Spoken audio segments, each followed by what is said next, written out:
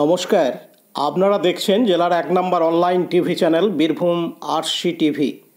আপনাদের সঙ্গে আমি শুভাশিস। শুরু করছি আজকের সংবাদ। বিস্তারিত সংবাদে যাবার আগে দেখে নেব সংবাদ শিরোনাম। চাকরি বাতিলের বিরুদ্ধে প্রতিবাদ মিছিল বিজেপির দুবরাজপুরে।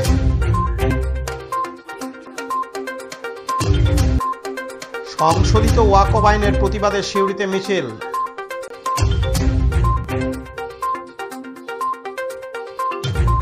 ট্রেন থেকে নামতে গিয়ে গুরুতর আহত পরিযায়ী শ্রমিক।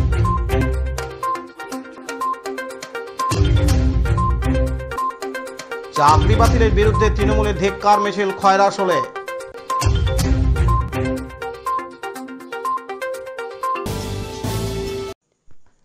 চাকরি বাতিলের প্রতিবাদে প্রতিবাদ মিছিল করল বিজেপি। দুবরাজপুরের বিজেপি কার্যালয় থেকে ব্যানার, পোস্টার, পতাকা হাতে বিজেপি কর্মী সমর্থকরা মিছিল করেন। মিছিল শেষ হয় দুবরাজপুর ব্লক অফিসের সামনে। দুবরাজপুর বক্রেশ্বর রাস্তার উপর বসে বিক্ষোভ দেখান বিজেপির নেতাকর্মী ও সমর্থকরা। পরে ব্লক অফিসের সামনেই মুখ্যমন্ত্রীর কুশপুত্তলিকা দাহ করা হয়। এই প্রতিবাদ মিছিলে পা মেলান বিজেপির জেলা সভাপতি ধ্রুব সাহা, দুবরাজপুরের বিধায়ক অনুপ কুমার সাহা, জেলা বিজেপির সাধারণ সম্পাদক টুটুল নন্দী, জেলা বিজেপির সংখ্যালঘু মোর্চার সভাপতি মোতাহার হোসেন খান, বিজেপির দুবরাজপুর মণ্ডল সভাপতি সোমনাথ ব্যানার্জি, বিজেপির দুবরাজপুর শহর সভাপতি দেবজ্যোতি সিংহ সহ আর অনেকে। এদিন বিজেপির জেলা সভাপতি ধ্রুব সাহা জানান, দেখুন, মেধাযুক্ত শিক্ষিত বেকার যুবক, প্রান্তিক বেকার যুবক যাদের শিক্ষাগত যোগ্যতা থাকা সত্ত্বেও মমতা ব্যানার্জির অদূরদর্শিতা, মমতা ব্যানার্জির ভুল সিদ্ধান্তের কারণে শিক্ষাক্ষেত্র আজকে নৈরাজ্যে পরিণত হয়েছে। ছাত্রছাত্রী যারা ক্লাস 9, 10, 11, 12-এ পড়ে, যাদের হাতে আগামী ভারত, নতুন ভারত তৈরি হবে, নতুন বাংলা তৈরি হবে, তাদের আজকে ভবিষ্যৎ অন্ধকারে ফেলে দিয়েছে। 5-10 জন করে শিক্ষক আজকে বিভিন্ন স্কুল থেকে তাদের ছুটি হয়ে গেছে। শিক্ষক মহাশয়দের চাকরি চলে গেছে সুপ্রিম কোর্টের নির্দেশে। কিন্তু মমতা ব্যানার্জি যদি যোগ্য আর অযোগ্য ফারাক করে দিত, মমতা ব্যানার্জি যদি বলতো আমি এই মাত্র 5-6 হাজার লোকের কাছে চাকরির টাকা খেয়েছি, বাকিরা যোগ্য লোক, যদি তিনি স্বীকার করে নিতেন এই অযোগ্যদের কাছে তৃণমূল কংগ্রেস টাকা খেয়েছে, তাহলে যোগ্যরা স্কুলে থাকতো, শিক্ষা ব্যবস্থার অরাজকতা তৈরি হতো না, শিক্ষকরা তাদের জায়গায় থাকতো, ছাত্ররা পড়াশোনার সুযোগ সুবিধা পেত। তারই প্রতিবাদে ভারতীয় জনতা পার্টি দুবরাজপুর ইউনিট, দুবরাজপুর বিধানসভা, আমরা আমাদের বিধায়ক অনুপ সাহার নেতৃত্বে আজকে আমরা এই দুবরাজপুরের রাজপথে নেমে আন্দোলন করছি, অবরোধ করছি, মমতা ব্যানার্জির কুশপুতুল পুড়িয়েছি। চোরের মায়ের বড় গলা, যারা চাকরি চুরি করেছে, চাকরি বিক্রি করেছে, যাদের নেতা থেকে আরম্ভ করে মন্ত্রী, শিক্ষা ব্যবস্থায় সঙ্গে যুক্ত অফিসার, ব্যুরোক্র্যাট, আমলা, মন্ত্রী সবাই যখন জেলে আছে, বাংলার মানুষকে, দুবরাজপুরের মানুষকে যারা বোকা ভাবছে, তারা বুদ্ধিমান নিজেদেরকে ভাবুক, আমাদের আপত্তি নাই। অন্যদিকে দুবরাজপুরের বিধায়ক অনুপ কুমার সাহা বলেন, জেলে আছে, আজকে ভাবতে হবে বাংলার মানুষকে যে তৃণমূল কংগ্রেস চুরি করার পরে, দুর্নীতি করার পরে তারা আবার রাস্তায় নামবে, তারা আবার মানুষকে ভুল বুঝাবে। তাই জনগণকে বলবো যে আপনারা অনেক ক্ষমতা দিয়েছেন তৃণমূলকে, সর্বস্তরে ক্ষমতা দিয়েছেন, আর সেই ক্ষমতার অপব্যবহার করে তৃণমূলের ছোট থেকে বড় নেতারা কোটি কোটি টাকা লুট করেছে, চাকরি লুট করেছে। তাই আর তাদের ক্ষমতায় থাকার অধিকার নেই। তাই আজকের এই প্রচন্ড দাবদাহে আমাদের এই পথসভা, একটাই উদ্দেশ্য, বাংলায় শিক্ষা ব্যবস্থা ফিরিয়ে আনতে হবে, শিক্ষার পরিবেশ ফিরিয়ে আনতে হবে, স্কুলে স্কুলে শিক্ষকের অভাবে যাতে স্কুল বন্ধ না হয়, সেই দায়িত্ব আমাদের সবার। তাই আজকের এই পথসভায় সকলকে প্রতিবাদে সামিল হওয়ার জন্য ধন্যবাদ জানিয়ে আমাদের জেলা সভাপতি ধ্রুব সাহা সহ জেলার নেতৃত্ব, বিধানসভা মণ্ডল সকলকে আমি যথাযোগ্য স্থানে সম্মান জানিয়ে, মিডিয়ার বন্ধুদের সম্মান জানিয়ে, পুলিশ প্রশাসনকে ধন্যবাদ জানিয়ে আমার বক্তব্য শেষ করছি। Laltu Mukherjee report, Birbhum RC TV, Dubrajpur. এখন বিজ্ঞাপন বিরতি, ফিরে আসছি বিরতির পর।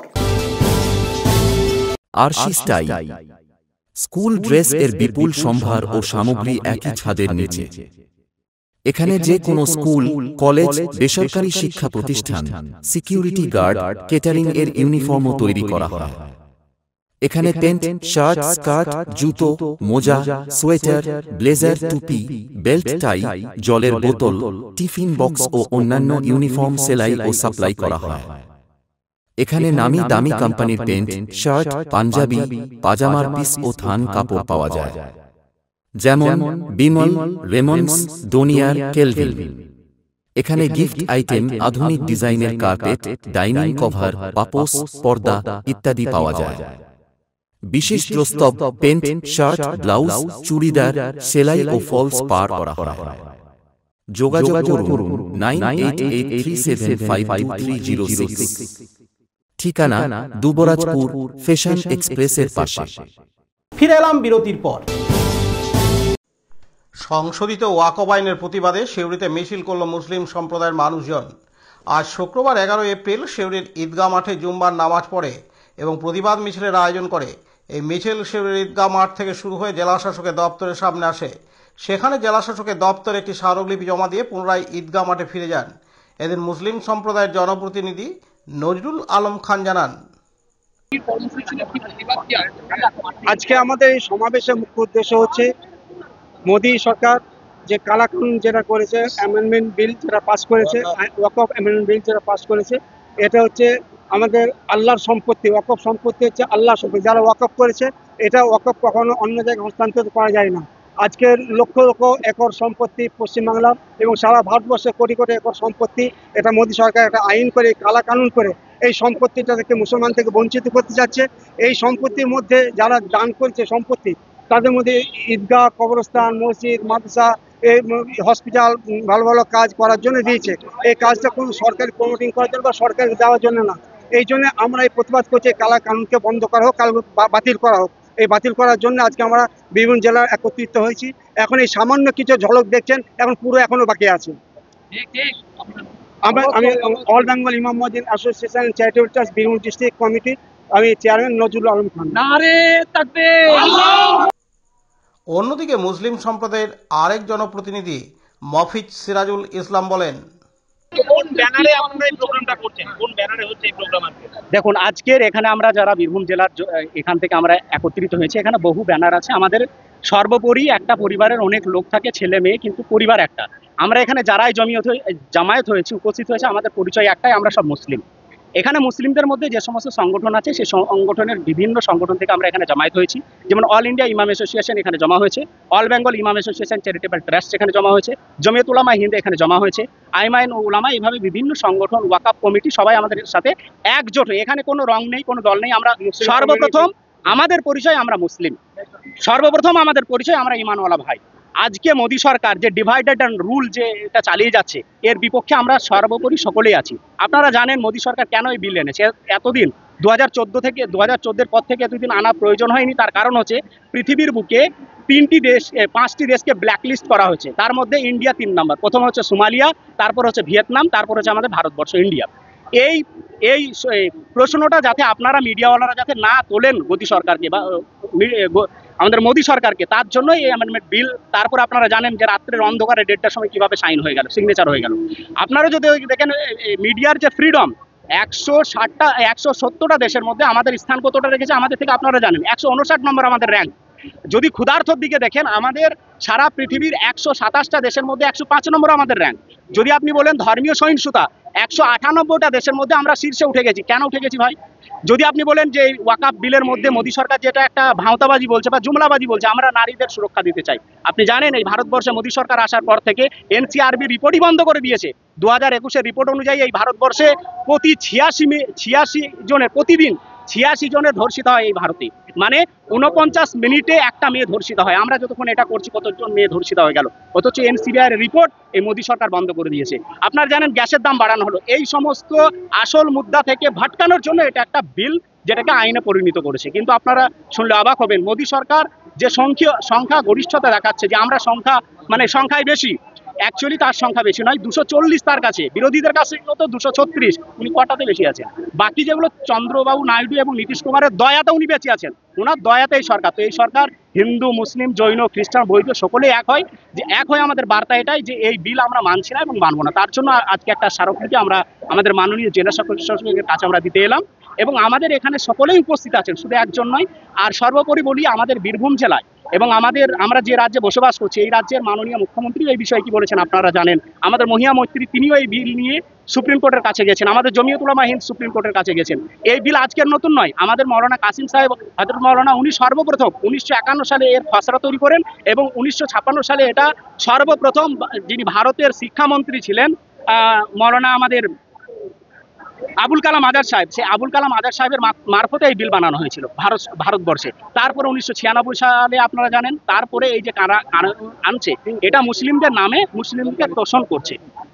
আপনারা জানেন যে মাদ্রাসা, মসজিদ, খানকা, মক্তব এর জায়গাগুলো হাড়পানের জন্য কিছুদিন আগে আপনারাই দেখিয়েছিলেন, সামান্য একটা মন্দির ছিল, তার পিছনে 300 বছরের পুরনো কবরস্থান, সেটাকে বুলডোজার দিয়ে ভেঙে দিল, গুড়িয়ে দিল। তারা বলতে চায় যে 3 বছর হোক চাই 30 বছর হোক, আমাদের যে পৈতৃক সম্পত্তি, আমাদের বাপদাদারা যেটা ইবাদতের জন্য দিয়েছেন, ওয়াকাফ করেছেন, এই সম্পত্তির জন্য আমরা লড়বো। প্রয়োজনে এর থেকে বৃহত্তর আন্দোলনে আমরা প্রস্তুত আছি সমস্ত সংগঠন। আমার নাম মুফতি সিরাজুল ইসলাম, অল ইন্ডিয়া ইমাম অ্যাসোসিয়েশনের রাজ্য সহসভাপতি এবং বীরভূম জেলা সভাপতি। হিন্দু মুসলিম যে নামে রাজনীতি এরা করছে, এই ধরনের রাজনীতি আমরা মানছি না। পার্থ দাসের রিপোর্ট, বীরভূম RCTV, সিউড়ি। এখন বিজ্ঞাপন বিরতি, ফিরে আসছি বিরতির পর।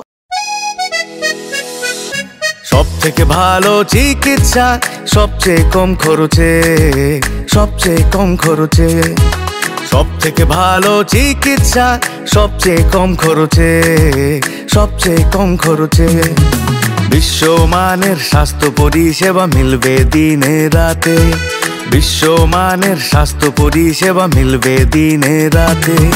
মণি মহেশ হসপিটাল, মণি মহেশ হসপিটাল, মণি মহেশ হসপিটাল, মণি মহেশ হসপিটাল। মণি মহেশ হসপিটাল, দুবরাজপুর, বীরভূম। ফিরে এলাম বিরতির পর।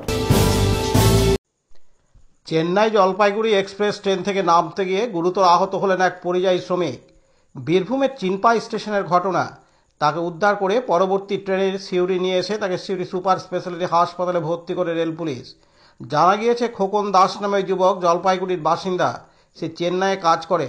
ট্রেনে করে চেন্নাই থেকে জলপাইগুড়িতে বাড়ি ফেরার পথে বীরভূমের চিনপাই স্টেশনে ঘটনা ঘটে। পার্থ দাসের রিপোর্ট, বীরভূম RCTV, সিউড়ি। এখন বিজ্ঞাপন বিরতি, ফিরে আসছি বিরতির পর।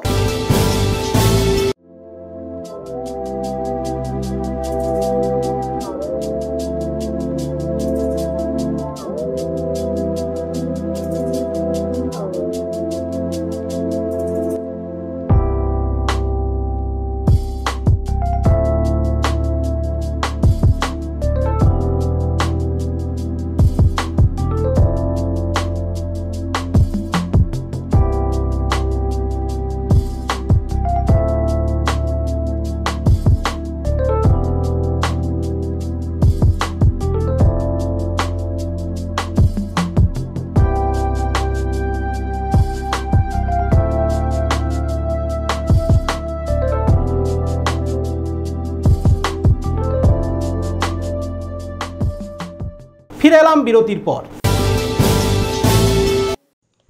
সম্প্রতি সুপ্রিম কোর্ট যোগ্য ও অযোগ্য শিক্ষক, শিক্ষিকা ও শিক্ষাকর্মী বাছাইয়ের পরিপ্রেক্ষিতে আমাদের রাজ্য পশ্চিমবঙ্গে প্রায় 26,000 শিক্ষক, শিক্ষিকা ও শিক্ষাকর্মীর চাকরি বাতিল হয়েছে। এ নিয়ে শাসক ও বিরোধী দলের মধ্যে শুরু হয়েছে পারস্পরিক দোষারোপ। আজ শুক্রবার 11 এপ্রিল খয়রাসোল ব্লক তৃণমূল কংগ্রেসের পক্ষ থেকে একটি ধিক্কার মিছিলের আয়োজন করা হয়। মিছিলটি খয়রাসোল শৈলজানন্দ ফাল্গুনী স্মৃতি মহাবিদ্যালয় সংলগ্ন এলাকা থেকে বেরিয়ে খয়রাসোল গোষ্ঠডাঙ্গাল সংলগ্ন এলাকা পর্যন্ত পরিক্রমা করে।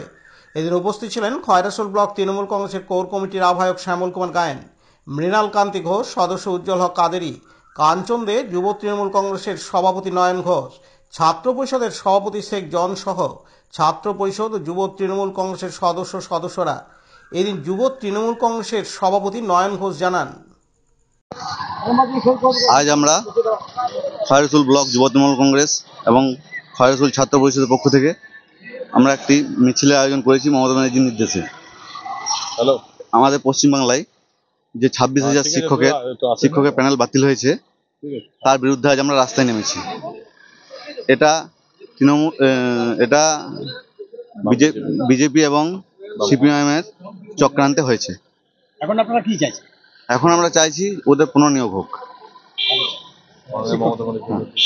শিক্ষকদের আবার পুনর্নিয়োগ হোক মমতা ব্যানার্জির নির্দেশে, সুপ্রিম কোর্টের সমস্ত নিয়মবিধি মেনে। আপনার পরিচয়? খয়রসুল ব্লক যুব সভাপতি নয়ন ঘোষ। অন্যদিকে ছাত্র পরিষদের সভাপতি শেখ জন বলেন, আমাদের দাবি যে আমাদের নির্দেশ মাননীয় মুখ্যমন্ত্রীর নির্দেশ অনুযায়ী যে আমাদের খয়রসুল ব্লক তৃণমূল ছাত্র পরিষদ এবং খয়রসুল যুব তৃণমূল কংগ্রেসের পক্ষ থেকে আজকে একটা র্যালি বার করা হলো, ধিক্কার মিছিল, যেটা যে আমরা কিছুদিন আগেই শুনেছিলাম যে সুপ্রিম কোর্টের রায় অনুযায়ী যে 26,000 শিক্ষক এবং শিক্ষাকর্মীদের নিয়োগ বাতিল হয়েছে। অনেক যোগ্য প্রার্থী যারা আছে তাদের পরিবার এবং তাদের যে তারা কিভাবে এই জিনিসটা করবে, আমরা চাই যেন পুনর্নিয়োগ হোক এবং স্বচ্ছ তদন্ত হোক, এইটা আমি চাই, আমরা সবাই চাই। এবং এই জন্য যদি আমাদেরকে তৃণমূল ছাত্র পরিষদ এবং যুব তৃণমূল কংগ্রেসে যদি রাস্তাতে নামতে হয়, আমরা সবসময় রাজি আছি। আচ্ছা, বিজেপি এবং বামফ্রন্ট কিভাবে চক্রান্ত ওনাদের কোর্টে ভুল তথ্য প্রমাণ করে অনেক কিছু সিস্টেম যে কিছু মানে আমাদের কোর্টে প্রমাণ করে ওগুলো সব মানে চক্রান্ত করে এই জিনিসটা হয়েছে। আজকে ধিক্কার মিছিলের মূলত আয়োজক, আজকে ধিক্কার মিছিলের অ্যাকচুয়াল আয়োজক হলো আমাদের খয়রসুল ব্লক তৃণমূল ছাত্র পরিষদ এবং সাথে খয়রসুল যুব তৃণমূল কংগ্রেস। আমার নাম শেখ জন, আমি খয়রসুল ব্লক তৃণমূল ছাত্র পরিষদের সভাপতি। বিপিন পালের রিপোর্ট, বীরভূম RCTV খয়রসুল।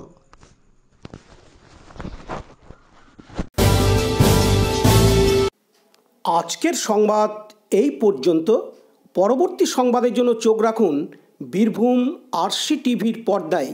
নমস্কার।